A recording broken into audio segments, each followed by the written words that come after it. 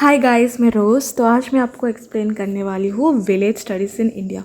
तो बेसिकली सबसे पहले मैं थोड़ा इंट्रोडक्शन दे दूँ। शायद इंट्रोडक्शन आपको थोड़ा बोरिंग लग सकता है, बट कोई नहीं, थोड़ा सुन लेना। Okay, so village studies in India basically क्या है। यहाँ पे आपको कुछ डिटेल में डेफिनेशन नहीं पढ़ना पड़ता, या फिर कोई थ्योरी नहीं पढ़ना पड़ता, या फिर कुछ नहीं पढ़ना पड़ता। यहाँ पे बेसिकली आपको पढ़ना पड़ता है विलेज इंडिया में जो विलेज स्टडीज़ है वो कौन से सोशियोलॉजिस्ट ने किया था, या फिर कौन से मेथड्स वो लोग फॉलो करते हैं, या फिर क्यों स्टडी करते हैं। तो ओके, तो यहाँ पे बेसिक इंट्रोडक्शन लिखा हुआ है।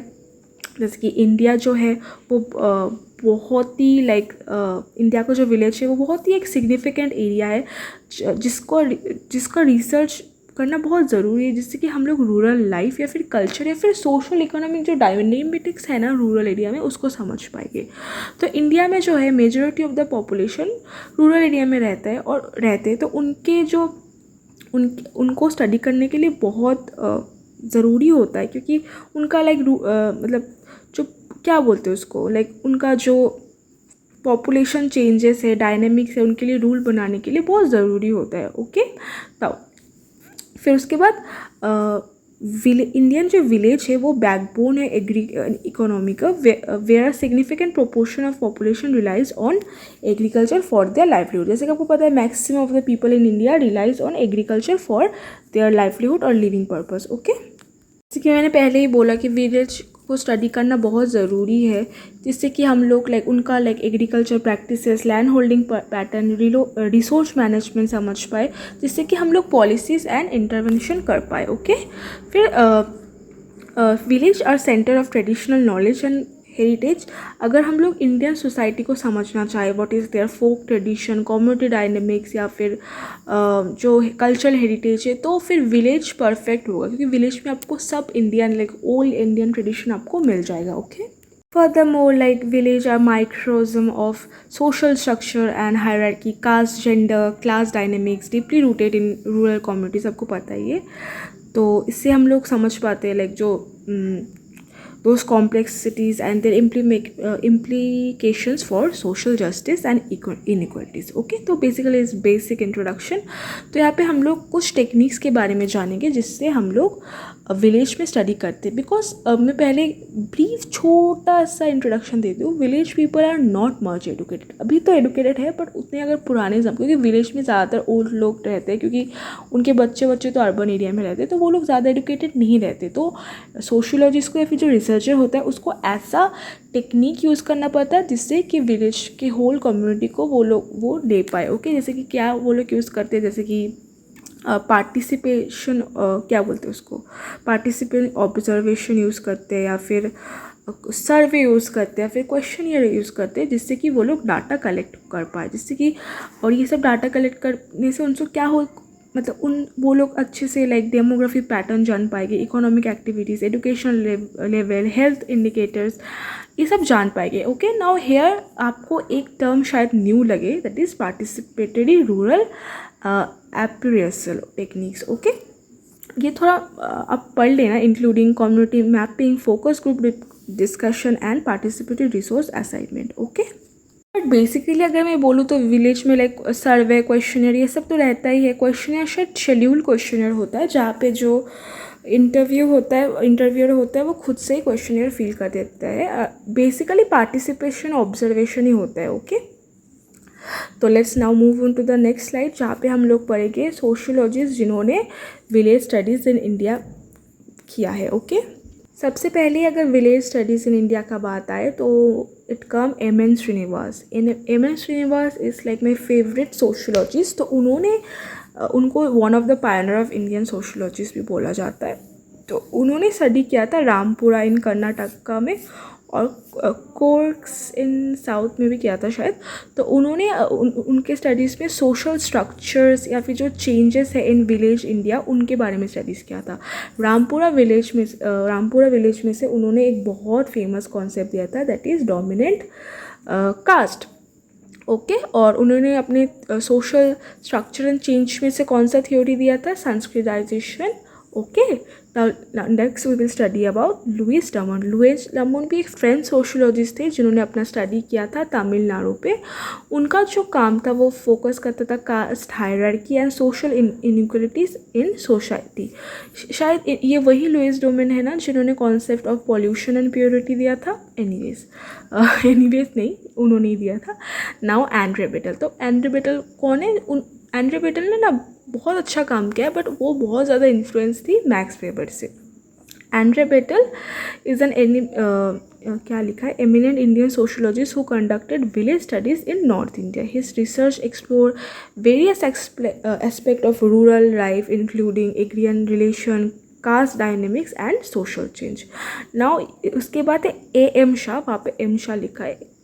A.M. शाह लिखना. उन्होंने अपना स्टडीज़ जो किया था वो गुजरात खेदा डिस्ट्रिक्ट्स में किया था. उनका स्टडी का जो फील्ड था that is impact of industrialisation in rural society. Industrialisation के चक्कर में रूरल सोसाइटी का क्या हालत हुआ था वो उन्होंने स्टडीज़ किया था. His work emphasise the transformation of traditional and social dynamics and economic system. Next हम लोग पढ़ेंगे डेविड F. पोकॉक. ओके, तो ये एक ऑस्ट्रेलियन सोशोलॉजिस्ट है जिन्होंने शायद उनका काम किया था बिहार में. ओके, या बिहार में काम किया था जहाँ पे उन्होंने rural social organisation, agriculture relation and social mobility पढ़ा था. Now S.C. दुबे का तो शायद मैंने फुल एक वीडियो ही प्लेलिस्ट ही बना रखा है.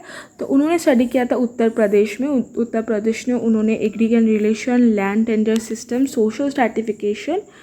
ही conduct his research contributed to the understanding of power dynamic and inequality in rural India. तो S.C. दुबे ने ना थोड़ा मतलब बहुत ज़्यादा ही स्टडी कर लिया था इसके ऊपर. उनका जो फील्ड था वो बहुत ज़्यादा वास्ट था ना. उनकी वाइफ भी जो है लीला दुबे, उन्होंने भी काम किया था विलेज स्टडीज़ में. तो उन्होंने भी शायद थोड़ा बहुत उत्तर प्रदेश में भी काम किया था. आई डोंट रिमेंबर, बट उन्होंने भी काम किया था विलेज स्टडीज़ को लेके. Okay, now next is Surinder Jodhka जो है is known for his research on agriculture change and rural society in India. His village studies has examined issue of land reforms, rural livelihood and social transformation. तो किनका नाम आप याद रखना. फिर आते हैं T.D. मदन. उन्होंने भी अपना स्टडी जो किया था राजस्थान में किया था, examining the interplay of caste, religion and policies in rural society. His research stayed on the complexities of social dynamic in the influencing of village life. Now S.C. Dubey ने अपना स्टडी मध्य प्रदेश में भी किया था जहाँ पे उन्होंने like social organisation, cultural practices of rural communities को स्टडी किया था. उन्होंने kingship patterns, religious rituals and social customs in village settings को स्टडी किया था. And now next is Leela Dube तो बहुत ही famous anthropology, first female anthropologist of India. उन्होंने अपना स्टडी किया था राजस्थान में, analyse gender dynamics, household structure and women's role in rural society. Her research highlighted the intersection of gender, caste and class in shaping the lifes of rural womens. तो यहाँ पे हम लोगों ने बहुत सारे सोशोलॉजिस्ट के बारे में जान लिया जिन्होंने विलेज स्टडीज़ किया था इंडिया में. Okay, now next we will move on to the book part that is essential sociology by Seema and Nitin Sagwan. वहाँ पे भी मुझे थोड़ा मिला तो मुझे लगा आप लोगों के साथ शेयर करना ज़रूरी है, तो मैं कर लेती हूँ. ओके, तो गाइस यहाँ पे ना मुझे स्कैन वाला फ़ोटोज़ देना पड़ रहा है. अगर आपको कुछ समझ में ना आए तो आप इस बुक का PDF मेरे क्या बोलते टेलीग्राम ग्रुप से ले लेना. मैं आपको अपना टेलीग्राम ग्रुप का लिंक मेंशन कर दूँगी. एनीवेज, तो यहाँ पे इंग्लिश में लिखा है, मैं हिंदी में समझा दे रही हूँ. कुछ भी समझ पढ़ने में प्रॉब्लम हो रहा है तो आप मेरा वॉइस पे ध्यान दीजिए. और मैंने बुक का PDF तो मेरे ग्रुप में है, वहाँ पे जाके आप एक बार देख लेना जो मैंने बोला है. ओके, नाउ तो जैसे कि मैंने बोला है विलेज स्टडीज़ में कैसे लाइक मेथड यूज़ होता है, पार्टिसिपेंट ऑब्जर्वेशन, एथनोग्राफिकल अप्रोच, ये सब प्राइमरी टूल्स होता है जिससे कि एक विलेज का एम्पिरिकल इमेज क्रिएट किया जाए. ओके, पहले के ज़माने में क्या इंटोलॉजिकल अप्रोच किया जाता था, लाइक जिसको हम लोग more of arm chair approach बोलते, जिसके बेसिस पे प्रेजेंट के बेसिस पे पास्ट के बेसिस पे प्रेजेंट का एक इमेज क्रिएट किया जाता था लाइक विलेज का, ओके। बट थ्रू टाइम्स जैसे कि न्यू मेथड्स आए तो न्यू अप्रोचेस आए टू विलेज, ओके। जैसे कि ऐसा कुछ नहीं है कि पहले के ज़माने में या फिर इंडिपेंडेंस के पहले विलेज स्टडीज़ नहीं किया गया था। जो स्टडीज़ किया गया था वो कॉलोनियल एडमिनिस्ट्रेटर और इंडोलॉजिस्ट के थ्रू किया गया था, ओके। विलेज स्टडीज़ जो इंडिया में स्टार्ट हुआ था that is from 18th century, जो कि सर्वे से स्टार्ट हुआ था ऑफ लैंड होल्डिंग, ओके। जो पहले के जो अप्रोचेस थे वो basically big book views and search studies from a textually inform orthodox view of Indian village. पहले लोग ना इंडिया के लाइक मतलब जो पुराने बुक्स होते थे या फिर जो ऑर्थोडॉक्स व्यू होते थे वही इंडियन विलेज के बारे में रखते थे। जो या फिर जो कॉलोनियल स्टडीज़ होता था उनका पर्पस मेन होता था जिससे कि कोई एक इकोनॉमिक असेसमेंट बना पाए और to draw a cultural map of India for its rule. Basically जो पहले के ज़माने में जो सर्वेस किया जाता था विलेज में वो जो कॉलोनियल रूल के अपने कॉलोनियल जो एडमिनिस्ट्रेटर था उनके प्रॉफिट के लिए किया जाता था, जिससे कि वो लोग कल्चरल मैप बना पाए या फिर जिससे कि वो इंडिया को अच्छे से रूल पाए। वो एज सच इंडिया के बारे में उतना जानना नहीं चाहते थे, इट्स जस्ट जिससे कि वो रूल ठीक से कर पाए, इसलिए वो स्टडीज़ या फिर सर्विस कॉन्टैक्ट करते थे, ओके। यहाँ पे आपको एक चीज़ जानना ज़रूरी है, WH Rivers study of the Todas of Nilgiri जो कि उन्होंने 1906 में किया था, वो एक इंटेंसिव फील्ड वर्क था जिसको हम लोग फर्स्ट मोनोग्राम लैंडमार्क बोल सकते हैं, जिसको कि विलियम एच विजर ने लिखा था, okay. And his wife Charlotte Wiser, a missionary couple जो कि 5 साल के लिए आए थे मतलब विलेज में रहने के लिए, ओके। अभी विलेज में रहते थे। फिर WH Wiser wrote the Hindu jajmani system 1963 में, जो कि उन्होंने ऑब्जर्व किया था।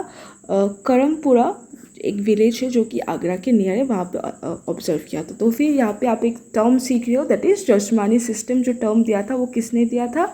WH विजर ने, ओके। तो जैसे कि मैंने पहले ही बोला है कि विलेज सोशियोलॉजिस्ट जो है वो विलेज स्टडी को फाउंडेशन समझते हैं टू अंडरस्टैंड इंडियन सोसाइटी। तो विलेज स्टडीज़ बहुत ज़्यादा इम्पॉर्टेंट है, ओके। कि मैंने पहले ही बोला विलेज स्टडीज़ बहुत इम्पॉर्टेंट है जिससे कि हम लोग policies in a newly independent nation के बना पाए whose population was predominantly rural, okay. और विलेज स्टडीज़ के थ्रू हम लोग स्टडी ऑफ कास्ट इनइक्वालिटी या फिर जो सोशल इविल्स है रूरल इंडियन सोसाइटी में उसको भी जान पाते, ओके। इंडिपेंडेंस के बाद इकोनॉमिक सर्वेस किया जाता था अलॉन्ग विद एंथ्रोपोलॉजिकल स्टडीज़, जिससे कि हम लोग सोशो इकोनॉमिक जो स्टेटस है उसको जान पाए रूरल एरियाज़ का। जो कि सोशियोलॉजिस्ट थे वो अपने क्वांटिटेटिव टेक्निक्स यूज़ करते थे या फिर मोर साइंटिफिक मेथड्स यूज़ करते थे। Anthropologies provided qualitative analysis. Village studies now included all dimension of study structures and cultural change. तो एक बुक है village India studies in the little community जो कि लिखा है मैके मैरियट ने। उन्होंने ये जो बुक पब्लिश किया था under the supervision of Redfield. ये जो बुक है उसमें एंथ्रोपोलॉजिस्ट अकाउंटेंट है एमिल श्रीनिवास, कांथेर गोएन के, ऑस्कर लुइस के, इन सब के बारे में और खुद उनके। तो उन्होंने जो मैके मैरियट है उन्होंने 2 कॉन्सेप्ट दिया था दैट इज़ यूनिवर्सलाइजेशन एंड पैरोसियलाइजेशन। ये जो उन्होंने ये जो 2 टर्म्स यूज़ किया है, ये 2 टर्म्स का मतलब है जो विलेज और जो अभी ग्रेटर कल्चर या फिर जो अब इंडस्ट्रियल सोसाइटीज़ का जो इंटरेक्शन होता है उसको एक्सप्लेन करने के लिए ये 2 टर्म्स उन्होंने दिया था। ये जो पहला बुक है जिसने इतना नंबर ऑफ डिफरेंट सोशियोलॉजिस्ट के like view point on Indian village को एक बुक में के अंडर लाया था। तो गाइस मैं वीडियो यहाँ तक ख़त्म कर रही हूँ क्योंकि ये पार्ट 1 है, तो इसका पार्ट 2 भी मैं लाऊंगी। वो भी मैं शायद एसेंशियल सोशियोलॉजी बुक से एक्सप्लेन करूँ और मुझे कहीं दूसरे बुक से मिला तो मैं एक्सप्लेन कर दूँगी। तो आई गेस आपको बेसिक आइडिया थोड़ा बहुत तो क्लियर हो रहा है कि what is village studies. Basically it's the studies about कि जो इंडियन सोशियोलॉजिस्ट है उन्होंने कैसे डिफाइन किया है वो, ओके। तो थैंक्स फॉर वॉचिंग। कुछ भी डाउट हो, कुछ भी प्रॉब्लम हो, please do let me know in the comment section, okay.